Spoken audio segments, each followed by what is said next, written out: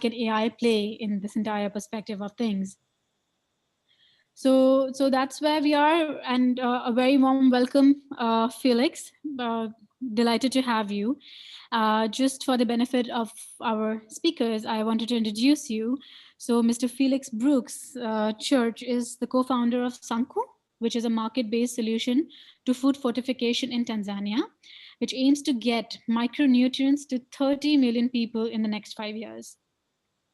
Mr. Church, as a co-founding president, he's passionate about bringing about change and making a difference in the life of every person, so that they all have access to micronutrients that they need to survive and thrive. He has also traveled extensively, and currently he's based in Tanzania, but he's traveled extensively across 6 developing countries to refine this idea of micronutrient delivery system. And he's really worked hard to establish economic models for sustaining small scale flour fortification. So welcome, Felix. Very delighted to have you on board. Thank you so much. It's a pleasure to be here.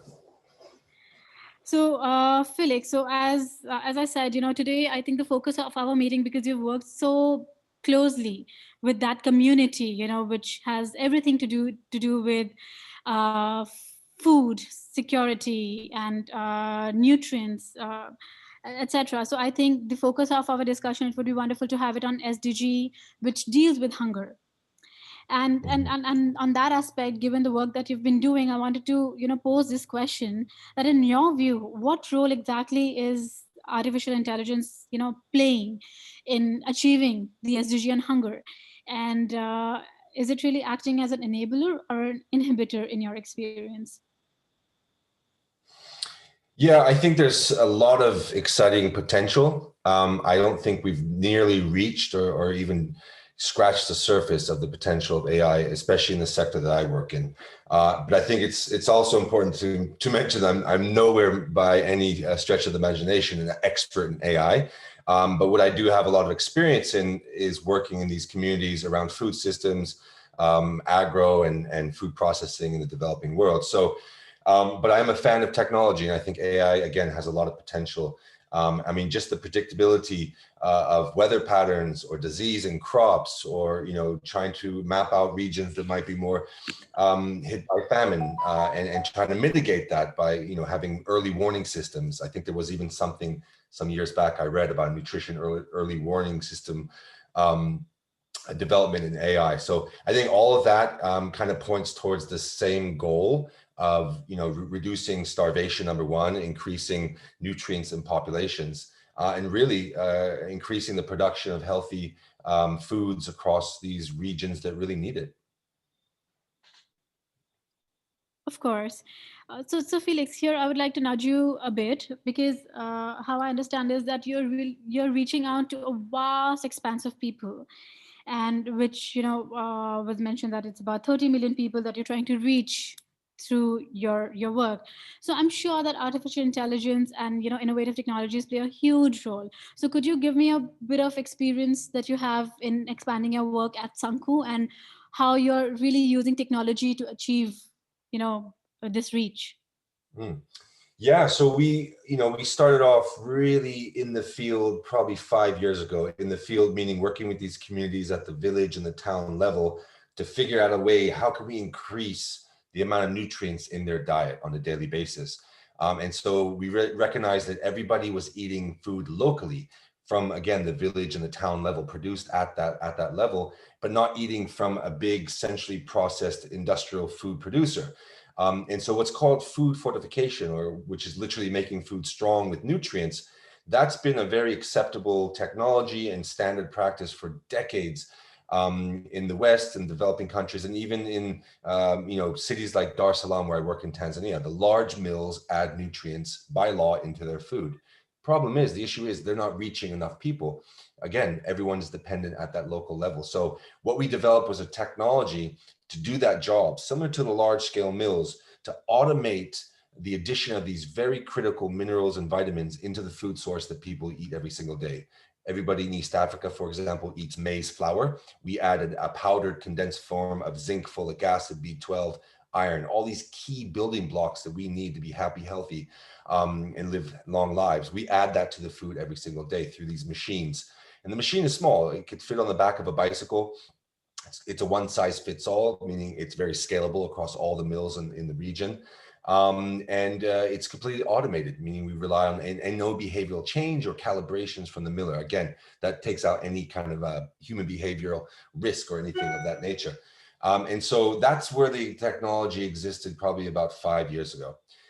And then we started to scale up, reaching a couple 100,000 people. I think we had 100 or 200 mills at that time.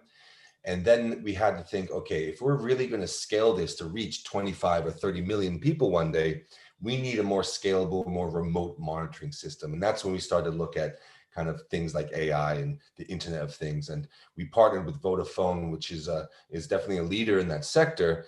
And we upgraded all our machines to speak to the network in real time, sending key production data in real time over the network through a server to our dashboards, where I can literally, talking to you right now, look at the production in real time of all these tiny little mills, close to 500 now, dotted throughout East Africa in small villages in real time, exactly how much food they're producing, how much nutrients they're adding, if the machine has any technical issues, overheating, the nearest cell tower signal strength even. All that data combined allows us to do some nice predictability on when we should be delivering nutrients to them, if any machines are malfunctioning, and ultimately how many people we're reaching, because we know how much people eat on a daily basis. It's an easy calculation. So the technology has made us smarter, literally smarter in the way we run operationally, where we place people in the field, and how we service these mills and ultimately the population we're trying to reach. That's a really interesting case study that you've pointed out, Felix. And I completely agree that technology has made us smarter, and it's really expanded our reach in that sense, both geographically as well as the depth of information that we are now able to reach to the local populations through technology. I agree. As you said, that technology has really helped you fortify the nutrients and really make a reach to the local populations. How have you been targeting behavior change, because sometimes people may not be really acceptable to using fortified food? So have you been really, because technology and AI has a strong scope when it comes to behavior change and forming a narrative around it. So have you been also dealing with that aspect of technology in reaching out to the local people in the villages per se? Yeah, we definitely recognize that it would be a challenge to change the behavior of the population we're trying to reach, just because of the sheer numbers and the amount of money and time. Traditional behavioral change campaigns, what they would cost and how long they would take. And just to use an example, we're trying to reach a population in Tanzania of 60 million people, and to go around to the majority of them, trying to convince them that this food is better for you, that adding Mm, these vitamins and minerals will improve your health and your children's health, and you should trust it. There's not only is that a hard concept to sell and to kind of understand, but it's also that's a lot of logistics and time and money to reach people, what absolutely. we do through media or through driving around towns. So what we did, instead of we lent, I guess we leaned a little less on technology and more on just an innovative business model, where instead of trying to sell nutrients to a miller where he couldn't absorb it or was unwilling to absorb it because the end consumer wouldn't want to pay a premium price for a product that they didn't understand or didn't trust. What we wanted to do was essentially neutralize the cost of the nutrients. And what that did, we figured out a business model to do that, by reducing the cost of the miller's existing inputs, the things that he needs to buy to actually produce flour. He's able to now absorb the cost of the nutrients, the additional cost for the fortified flour. The result of that is that in the marketplace, there's a premium product that is at the same price as the unfortified inferior product, meaning a mother sees a better product and it costs the same, Absolutely. That which is doesn't the rely on essence. any behavioral change. Sorry? Exactly. Yeah, that's great. That's great that you've been able to work it out through the business model. It's really interesting to hear you on that. But in your route to achieving all of this, Felix, were there any impediments that you faced from the technology perspective? Because we are also trying to understand what challenges can AI or innovative techs have when somebody's trying to achieve a social good? So, in your experience, have you come across any such impediments or challenges posed to you through technology? Not necessarily directly. I mean, obviously, in order for us to run our business, we need that data flowing from the field. We need our machines working, going through the network to our dashboard so we can make smart decisions. So I guess the only impediment right now, as far as technology, is the lack of cell towers, lack of connectivity, and the expansion as far as how far that's scaled in these developing countries that we work. And so, that's always going to be an issue with the Internet of Things. If there's not enough internet, you can't get the Yeah. things, right? So that's something a little bit out of our control. We'll be able to scale as fast as that scales. Let's put it that way. So as long, Exactly. as internet expands and connectivity expands into newer regions, probably more remote regions where micronutrient deficiencies are probably even higher, we're going to be right behind it at the same speed, installing our machines, benefiting from the Internet of Things, and we're hoping that there's not too much of a delay. Yes, agree. I mean, specifically for Africa, the internet, of course, a large section of the geographies is still not covered by the internet. So that is something that needs to be looked into. But in terms of data bias, Felix, have you ever encountered in terms of the data that you receive from the different setups that you've made, that there have been some bias in the data that leads you to develop a model which is of what a general acceptability would have been? Not really. I mean, in our experience, no. And the reason is the data that we're collecting is so simple. Hmm. It's literally how much flour has been produced, how much nutrients have been added. That's really the key data Okay. that we want to know. Ah, And based on that, we know that it's falling within the standard, the actual standard of fortification. But there is assumptions built into our reach. So, there have been kind of high level surveys of the population as far as what they consume. And so on average, it's what's called a per capita consumption yeah. amount. People think, okay, per person on average, they consume this much. And so our calculation of reach is really just dividing, the number of the amount of flour we produce by that per capita amount to get a reach.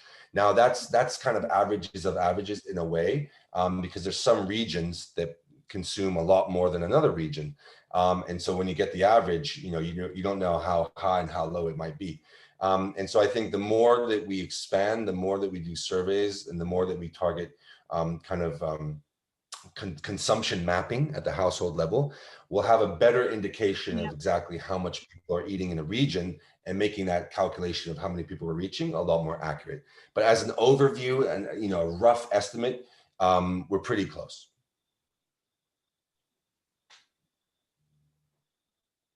Okay, that's wonderful. Now that takes me to my last question, Felix. That all of this, what possible recommendations, as part of your statement when you mentioned about the challenges with the internet availability, but besides internet availability, what possible measures and recommendations do you propose to enable more efficient use of AI in achieving zero hunger Mm. in Yeah, Africa or in other countries as well? yeah, I would wish that the governments, in definitely in the regions that we work in, get on board and realize that this is the future. It's innovative. It's not scary. The more we use it, the more proven it is. It has so much potential, as I mentioned in the beginning, to address issues, critical issues today. Increasing yields in crops, and improving distribution of food, reducing wastage, literally saving lives today. And so I would hope that the government would be more open and acceptable to companies coming in and kind of really proving the efficacy of AI in all these technologies. So I guess it comes down to, just because it's new doesn't mean it's bad. Just because it's new, don't be scared. And I think I'd like to see a little bit more innovation, a little bit more trusting of these great technologies, especially in the regions we work.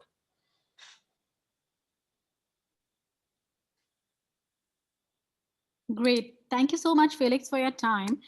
It's been a really interesting discussion today, and we are hoping. I mean, I would really like to wish you all the very best for your future expansion, because it's a great idea that you are into, and we really hope that you're able to reach your target audience as you are, and AI ha- will be of help in that endeavor of yours. So wonderful, and thank you so much for being with us today.